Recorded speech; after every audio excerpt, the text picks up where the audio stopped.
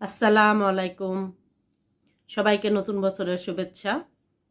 সবাই ভালো আছেন? আজকে অনেক দিন পর আমি ভিডিও করতে বসলাম। আমি অসুস্থ থাকার কারণে এতদিন ভিডিও করতে পারিনি।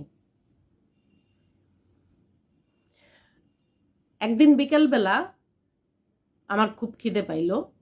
অ্যাকচুয়ালি আমরা দুপুরের খাবারটা 1টা থেকে 2টার মধ্যে খেয়ে ফেলতাম।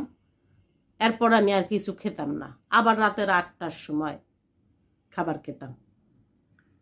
তো এর মাঝখানে এতক্ষণ না খেয়ে থাকার কারণে আমার মানে খিদে পেত। তো কখনো বিকালবেলা হয়তো বা এই শুধু লেক্সাস বিস্কিট এরকম খেতাম। তো একদিন সোহাগকে বললাম যে নিচে যে দেখো তো আধা পাকা কলা পাও কিনা, যদি আধা পাকা কলা পাওয়া যায় নিয়ে আসো। তো সোহাগ নিচে গেল, যে দেখলো যে আধা পাকা কলা নাই, একটু কাঁচা পাকা কলা। তো ওইটাই নিয়ে আসলো। টানার পরে একটা কলা আর 1 প্যাকেট লেক্সাস বিস্কিট খেলাম আমি। সেই থেকে শুরু হইল আমার কাল।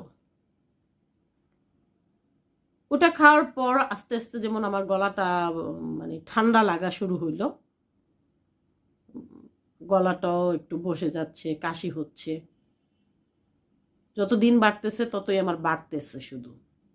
তা আমি ভাবছি বাসায় যেমন একটু ঠান্ডা লাগলে রং চা খেলে, লেবু পানি খেলে ঠিক হয়ে যায়, এভাবে ঠিক হয়ে যাবে। এখন তো সোহাগ নীরব আমার সাথে রাগ করতেছে যে ডাক্তার এত বলতেছে তুমি ঠান্ডা লাগাইবা না, ঠান্ডা লাগাইবা না, তারপরে তোমার ঠান্ডা লাগাইতেছো।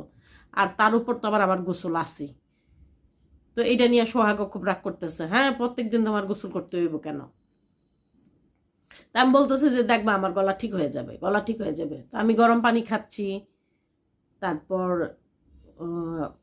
মানে লিকার ছাড়া সব মশলা ওইভাবে জাল দিয়ে, কেটলির মধ্যে জাল দিয়ে আমি শুকিয়ে হালকা গরম করে মানে পানিটা খাচ্ছি। এত স্ট্রং ওই পানিটা, খাচ্ছি কিন্তু কোনোভাবেই কিছু হচ্ছে না, গড়গড়া করতেছি। যতই দিন যাচ্ছে ততই আমার গলা যেমন বসে যাচ্ছে, আমার শ্বাসকষ্ট হচ্ছে, আমি রাতে ঘুমাইতে পারি না, শুইলেই আমার ঘুম মানে কষ্ট হয় আমার, আমি উঠে বসে থাকি, বইসা বইসা ঘুমাই আমি। অনেক সময় সোহাগ আমাকে রাগ দেয়, তুমি তো পইরা যাবা, তুমি তো পইরা যাবা। কিন্তু আমি শুইতে পারতাম না, শুইতে আমার কষ্ট হইতো। তো স্যারা এসে দেখতো, আস্তে আস্তে আরও আমার ওষুধ ঠান্ডার জন্য যা প্রয়োজন ছিল স্যার বাড়াই দিত। আর প্রতিদিনই জিজ্ঞেস করতো, কিন্তু আমি স্যারকে বলতাম না, আমি বলতাম যে স্যার আমি ভালো আছি। আজকে এই পর্যন্তই।